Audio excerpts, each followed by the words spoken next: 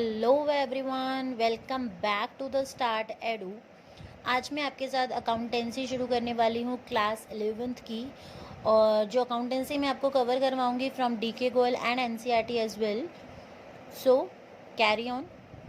तो हम अपना आज का वीडियो शुरू करते हैं।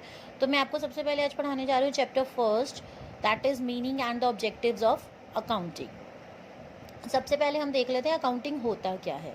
According to the American Institute of Certified Public Association, जिसको हम AICPA कहते हैं। बच्चों देखो, इनकी वाली जो डेफिनेशन है वही आपको याद करनी है, क्योंकि this is the most important and the real one definition of the accounting.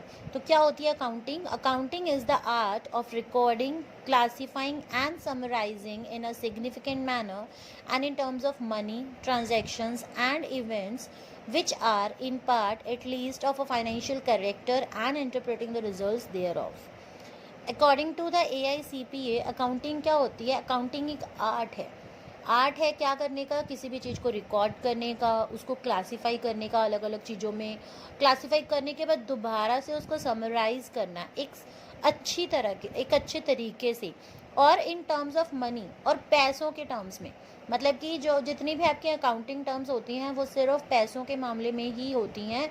ऐसी ट्रांजैक्शन, ऐसे इवेंट्स हम रिकॉर्ड करते हैं अकाउंटिंग में जिनको हम मनी फॉर्म में कैलकुलेट कर सकते हैं।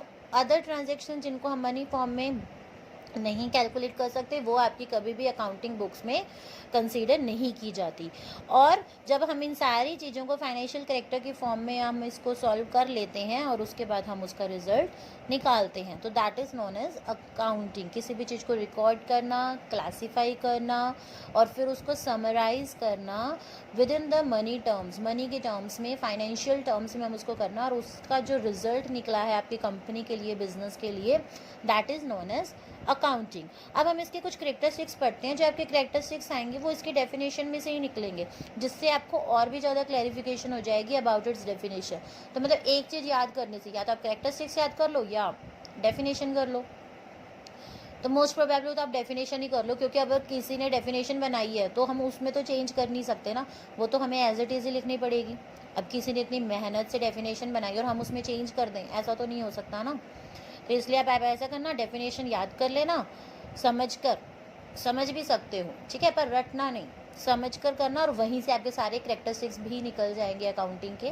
तो हम एक एक करके उनको पढ़ते हैं। सबसे पहले देखो, हमने पढ़ा था अकाउंटिंग इज़ एन आर्ट, लेकिन उसकी करेक्टरिस्टिक्स है कि जो अकाउंटिंग है वो आर्ट भी है और साइंस भी है। कैसे है? आर्ट क्या होता है? आर्ट होता है कोई भी आपका पहले से ऑब्जेक्टिव बना हुआ हो, उसके ऊपर जब आप काम करते हो तो that is known as art. मान लो अगर आप कोई ड्राइंग कर रहे हो, मेनली हम लोग ड्राइंग को ही आर्ट मान के चलते हैं ना, ठीक है। मान लो आप कोई ड्राइंग कर रहे हो, अब आपने बनाना है कोई फूल की आपको ड्राइंग करनी है, ठीक है। तो आप क्या करोगे? सबसे पहले उस फूल को रिकॉग्नाइज करोगे, देखोगे ना उसको, आपका कोई ना कोई ऑब्जेक्टिव है कि मुझे फूलों की फ़ोटो बनानी है, तो उसके बाद ही आप काम करोगे। तो आर्ट का मतलब क्या होता है कि आप पहले से ही प्री डिटरमाइंड, मतलब आप पहले से ही ऑब्जेक्टिव बना के रखते हो और फिर उस पर काम करते हो। अकाउंटिंग भी तो यही है, अकाउंटिंग भी तो आर्ट है कि आपको कैसे रिकॉर्ड करना है, कैसे क्लासीफाई करना है, कैसे जो आपके अलग अलग ट्रांजेक्शन हो रही हैं बिजनेस के अंदर, काम हो रहे हैं, आप उनको कैसे समराइज करना है। तो ये हुआ आर्ट। सेकेंड है साइंस। साइंस क्या होता है? ये एक ऐसी नॉलेज होती है जो कुछ स्पेसिफिक रूल्स या प्रिंसिपल्स पर डिपेंड होती है। सेम वे अकाउंटिंग के भी कुछ रूल्स होते हैं जो हम आगे फर्दर पढ़ेंगे। अकाउंटिंग के भी कुछ रूल्स होते हैं, उन रूल से बाहर आप अकाउंटिंग परफॉर्म नहीं कर सकते। कुछ इसके स्टैंडर्ड्स होते हैं जिनके बेसिस पे आपके अकाउंटिंग को काम करना होता है। तो इसलिए हम कह सकते हैं कि जो अकाउंटिंग है वो आर्ट भी है और as well as the science. Second is recording of the financial transactions only. Finance से रिलेटेड, मनी टर्म से रिलेटेड ही चीज़ों को हम इसमें रिकॉर्ड करते हैं। Record in terms of money, ठीक है, मनी के फॉर्म में ही हम इसमें चीज़ें रिकॉर्ड करते हैं। और जो सबसे पहली बुक होती है जिसमें हम रिकॉर्ड करते हैं, that is known as journal, ठीक है। जो सबसे पहले कोई भी एक्टिविटी या कोई भी इवेंट हुआ है आपके बिजनेस में, जब हम उसको रिकॉर्ड करते हैं अपनी ट्रांजैक्शन के फॉर्म में, तो वो सबसे पहले जो आपकी बुक होती है वो होती है जर्नल। तो अब रिकॉर्डिंग हो गया, आर्ट हो गया, है ना। अब सेकंड आपका क्लासीफाइंग। क्लासीफाइंग क्या होता है, जब आप एक ही तरह की चीज़ों को, एक ही तरह के ट्रांजैक्शन एक जगह पर लाकर इकट्ठे कर देते हो। अब बिजनेस है, सिर्फ एक ही व्यक्ति के साथ तो आप कनेक्टेड होंगे नहीं, पता नहीं कितनी अलग अलग कंपनीज या अलग अलग पर्सनस के साथ आप डील करोगे।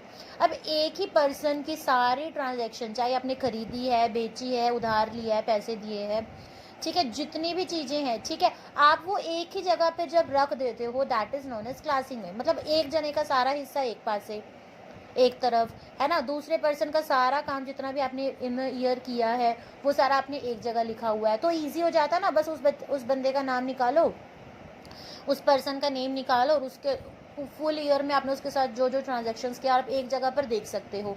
सो that is known as classifying. जब आप एक ही तरह की चीज़ों को एक ही ग्रुप के अंदर डाल देते हो, that is known as classifying. और रिकॉर्ड हमने किया जर्नल में, क्लासीफाई हम करते हैं with the help of the ledger. Ledger books होती हैं, अलग अलग तरह की बुक्स होती हैं, वो आगे हम फर्दर पढ़ेंगे। जैसे कि कैश आइटम्स हमने एक जगह कर ली, परचेज आइटम हमने एक जगह कर ली, सेल्स वाली चीज़ हमने अलग एक जगह कर ली, एंड सो ऑन, ठीक है। तो उन सब जो अलग अलग बुक्स होती हैं जिनको हम यूज़ करते हैं ट्रांजेक्शन रिकॉर्ड करने के लिए, that is considered in the ledger. Next है आपका समराइजिंग। समराइजिंग क्या होता है? समराइजिंग होता है जब आपने अपने क्लासिफाइड चीज़ों को, जो आपने चीज़ें क्लासिफाइड की हैं पीछे लेज़र के अंदर, आप उनको ऐसे इस तरीके से आप उसको डाल लोगे, इस तरीके से आप उसको प्रेजेंट करोगे ताकि इसको यूज़ करने वाला हमारा मैनेजमेंट या और अदर यूज़र्स जो हैं इसको अच्छे से पढ़ सकें और समझ सकें, ठीक है। वो होता है समराइजिंग। समराइजिंग के अंदर आपके आते हैं trial balance, trading and profit and loss account and balance sheet. अभी आपको समझ नहीं आ रहा होगा ना मैं जर्नल क्या बोल रही हूँ, लेजर क्या बोल रही हूँ, है ना। ये trial balance, profit and loss account, balance sheet, ये सब क्या होता है, बट हम वन वन करके इन सब चीज़ों को बहुत डिटेल में पढ़ेंगे। अभी जस्ट मैं आपको समराइजिंग का, क्लासीफाइंग का, रिकॉर्डिंग का मतलब बता रही हूँ कि हम क्या क्या करते हैं, और यही इसके कैरेक्टरिस्टिक्स हैं, और यहीं से आपकी पूरी डेफिनेशन डिफाइन होती है। सो दिस इज समराइजिंग, जब आप क्लासीफाइड चीज़ों को एक ही जगह पर इस तरह से प्रेजेंट करते हैं कि उस चीज़ को यूज़ करने वाले, उस चीज़ को देखने वाला आपका मैनेजमेंट या और उसके अदर यूजर्स उसको अच्छे से समझ सकें। समराइजिंग के अंदर आ जाती है आपकी अकाउंटिंग साइकिल। अकाउंटिंग साइकिल क्या होती है? सबसे पहले आप ट्रांजैक्शन करते हो, फिर आप जर्नल में जाते हो, फिर जर्नल से आप लेज़र में जाते हो, लेज़र के बाद आती है आपकी ट्रायल बैलेंस, ट्रायल बैलेंस के आपका बनता है trading account, profit and loss account, और फाइनली आपकी बनती है बैलेंस शीट। बैलेंस शीट क्या होती है? जब आप in the end of the year आप एक शीट बनाते हो जिसके अंदर सारा लिखा होता है कि आपने इतना खर्च किया, इतना आपने परचेजिंग की, इतनी आपने सेलिंग की, इतना उधार लिया, इतना दिया, है ना। ये सब चीज़ें जब आप एक जगह पर इकट्ठी करते हो और बैलेंस करते हो उन चीज़ों को, that is known as balance sheet. मतलब आपने पूरे साल में, और वहीं से हमें पता लगता है कि पूरे साल में आपके बिजनेस को प्रॉफिट हुआ है या फिर लॉस हुआ है, ठीक है। और ट्रांजैक्शन के बाद अगर हम जर्नल नहीं करेंगे तो हम डायरेक्ट कुछ बुक्स, अलग अलग बुक्स हैं हमारी, हम उनको भी यूज़ कर सकते हैं, that is known as cash book, purchase book, sales book, purchase return book, sales return book, bill receivable book, bills payable book and journal proper. ये कुछ बुक्स होती हैं जिनको हम फर्दर आगे लेज़र के अंदर ले जा सकते हैं। एंड ये आपकी सारी आ गई थी समराइजिंग में। हम समराइजिंग एंड बुक्स के थ्रू कर सकते हैं। ये जो अकाउंटिंग साइकिल है इट्स वेरी इंपॉर्टेंट, सो आप इसे अच्छे से समझिएगा। एंड नेक्स्ट आपका 6th कैरेक्टरिस्टिक्स है इंटरप्रिटेशन ऑफ द रिजल्ट। हमने लास्ट में किया था ना कि हम रिजल्ट को इंटरप्रेट करेंगे। रिजल्ट को इंटरप्रेट करना कि हम कैसे रिजल्ट निकालते हैं कि हमें प्रॉफिट हुआ है कि लॉस हुआ है। हम ट्रेडिंग अकाउंट बनाएंगे, प्रॉफिट एंड लॉस अकाउंट बनाएंगे, एंड फर्दर हम बैलेंस शीट बनाएंगे जिससे हमें रिजल्ट निकल के आएगा कि हम पास हुए हैं या फिर फेल हुए हैं। जैसे कि हम अपनी क्लासेस में करते हैं, बिल्कुल एंड में आके हमें पता लगता है ना कि हमने पूरे साल में क्या पढ़ा, हम पास हुए या फेल हुए, है ना। ऐसे ही होता है आपके बिजनेस में भी। And the last one is communicating. जितना भी आपका डाटा है आप फाइनली जो है उसको यूज़ करने वाले, या जिसने भी आपकी कंपनी में या बिजनेस में फाइनेंस लगाया है अपना, ठीक है, वो लोग जो है बैलेंस शीट चेक करते हैं ताकि वो फर्दर आपके बैलेंस शीट चेक करके ये पता लगा सके कि आपको प्रॉफिट हुआ है या लॉस हुआ है। उसके अकॉर्डिंग वो अपना पैसा आपके बिजनेस में लगाते हैं फॉर योर फर्दर एक्टिविटीज़। तो हम उसके बाद उसको कम्युनिकेट करते हैं for with the financial users. So this is all about your accounting for today. It is enough for the today. I hope आपको मेरी आज की वीडियो अच्छी लगी होगी और अच्छे से समझ भी आई होगी. So please like, share and subscribe my channel.